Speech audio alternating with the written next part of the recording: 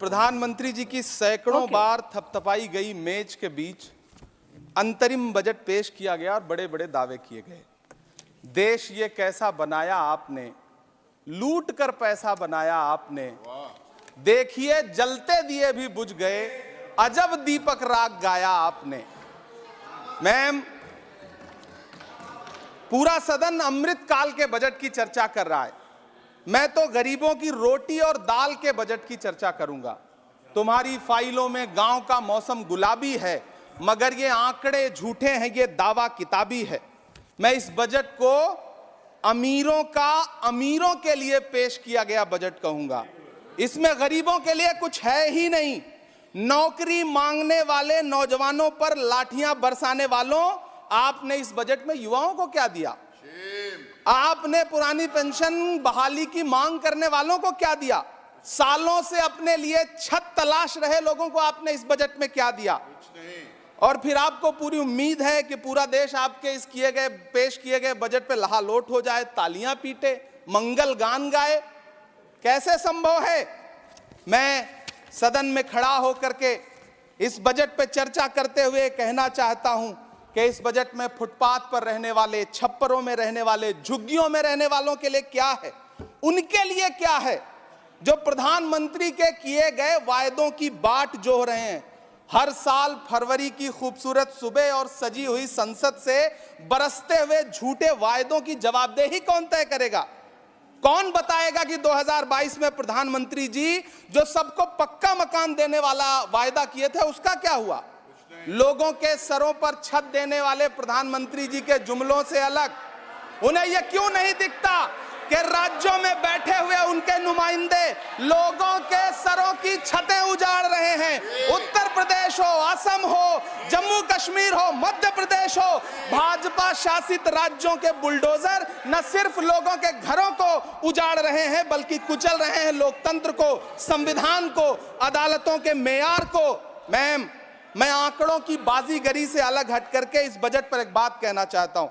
आंकड़े तो ऐसे हैं इस बजट के, ये कह रहे हैं 4 करोड़, वित्त मंत्री जी 3 करोड़ कहती हैं, प्रधानमंत्री जी 4 करोड़ कहते हैं। पहले तो आप इस झूठ में ही आपस में ही सलट लीजिए कि 4 करोड़ सही है या 3 करोड़ सही है। मैं आंकड़े तो ऐसे हैं इस बजट के मैम कि जो सुने वो बस पथराई आंखें लेकर किंग कर्तव्य विमूढ़ हो जाए। लेकिन झील में पानी बरसता है हमारे देश में, झील में पानी बरसता है हमारे देश में, खेत पानी को तरसता है हमारे देश में, जिंदगी का हाल खस्ता है हमारे देश में, दूध महंगा खून सस्ता है हमारे देश में। मैम, रोजगार, महंगाई, किसान, मनरेगा, पेट्रोल डीजल के दाम, गैस सिलेंडर के दाम, फसलों की एमएसपी की गारंटी, इन सब जन सरोकार की बातों से इस बजट का कोई लेना देना नहीं। हमारे ट्रेजरी बेंच के साथी हंगामा कर रहे हैं। मैं तो कहना चाहता हूं मैम, वो एक बार इनके एक नेता एक गांव में गए और उन्होंने गांव में कहा कि गांव वालों आओ, मैं तुम्हारी समस्याएं समाप्त करना चाहता हूं। गांव वाले इकट्ठा हो गए। नेताजी ने गांव वालों से कहा बताओ तुम्हारी 2 समस्याएं बताओ, मैं दोनों समस्याओं का यहीं पे समाधान करूंगा। तो गांव वालों ने कहा साहब हमारी पहली समस्या है कि हमारे यहाँ कोई हॉस्पिटल नहीं है।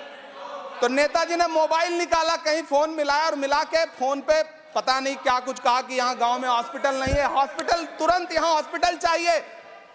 गांव वाले खुश हो गए कि 1 मिनट में यहाँ हॉस्पिटल आ रहा है। अगली समस्या के बारे में उन्होंने, नेताजी ने गांव वालों से कहा कि मैंने आपकी पहली समस्या समाप्त कर दी, दूसरी समस्या बताओ। तो गांव वालों ने कहा साहब इस गांव में कोई भी मोबाइल का नेटवर्क ही नहीं है। ये है इनके काम करने का तरीका, ये है झूठ बोलने का तरीका। इन्होंने वायदे किए बड़े बड़े, जो 10 साल के इनके वायदे हैं मैं उनके बारे में बात करूंगा। वायदों से ज्यादा इनके नारों पे बात करूंगा। पहला नारा था बहुत हुई महंगाई की मार, अब की बार मोदी सरकार। आइए इस नारे की समीक्षा करते हैं। पेट्रोल, डीजल, गैस, ये तो बड़ी बड़ी बातें हैं। आटा, चावल, दूध, दही, पनीर, छाछ, सब चीज पे जीएसटी। अरे ये फिल्में टैक्स फ्री करने वाले लोग कफन तक पर जीएसटी लगा रहे हैं और ये गरीबों की बात करते हैं।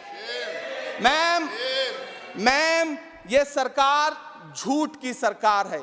ये सरकार के जितने दावे हैं सब खोखले हैं। आज प्रधानमंत्री जी कह रहे थे सबका साथ सबका विकास। ये कैसा सबका साथ सबका विकास है कि मौलाना आजाद नेशनल फेलोशिप आपने बंद कर दी, आपने माइनॉरिटी डिपार्टमेंट का बजट घटा दिया। आप कह रहे हैं सबका साथ सबका विकास। आप बात करते हैं बेटी बचाओ बेटी पढ़ाओ। हमारी आंखें हाथरस से लेकर कठुआ से लेकर के और देश की जंतर मंतर की सड़क वो देख रहे हैं जब हमारी ओलंपिक पदक लाने वाली बेटियों को प्रधानमंत्री की चौखट पे अपना मेडल रख देना पड़ रहा है। इससे शर्मनाक क्या हो सकता है। मैम, कृषि विकास दर जो 2014 में 4.6% थी, इस वर्ष गिरकर 1.8 कैसे हो गई? क्यों हर दिन 31 किसान आत्महत्या करने को मजबूर हैं? ये सरकार उन पर क्यों बात नहीं करती? कीमत तो बहुत बढ़ गई शहरों में धान की, लेकिन विदा ना हो सकी बेटी किसान की। मौका मिला तो लोगों ने कुर्सी के वास्ते तस्वीर ही बिगाड़ दी हिंदुस्तान की, और आज बड़ी बड़ी बातें कर रहे हैं। मैं यहां पर आपसे खड़ा होकर के मैं अंत में इतना कहना चाह रहा हूं कि वित्त मंत्री जी ने बजट में ट्रेनों के डिब्बे को वंदे भारत कोच में बदलने का एक प्रस्ताव रखा अपने भाषण में। ठीक है, ये सुनने में कानों को बहुत अच्छा लगता है, लेकिन मैम, ये सरकार ट्रेनों की सुरक्षा के बुनियादी मुद्दों पर एक शब्द नहीं बोलना चाहती। बालासोर हादसे में घायल हुए लोगों की चिता की राख अभी तक ठंडी नहीं हुई है। वंदे भारत के वीडियो पोस्ट करने वाली ये सरकार कभी भारत की जनरल डिब्बों की, रेलवे के स्लीपर क्लास डिब्बों की वीडियो अगर पोस्ट करे ट्विटर पे तब समझ में आए। बिहार से, इलाहाबाद से, लखनऊ से दिल्ली आने वाली, मुंबई जाने वाली ट्रेनें देख लीजिए, उनकी हालत देख लीजिए, तो आपको लगेगा कि ये वही ट्रेनें हैं। आज स्थिति ये है कि रेलवे स्टेशन तो छोड़िए, रनवे पर खाना खिला रही हैं आपकी प्राइवेट एयरलाइंस। अभी आपने जुर्माना लगाया है, नोटिस दिया है एक एयरलाइंस को। यह स्थिति आपने करके रख दी है ट्रेनों की, एयरलाइंस की।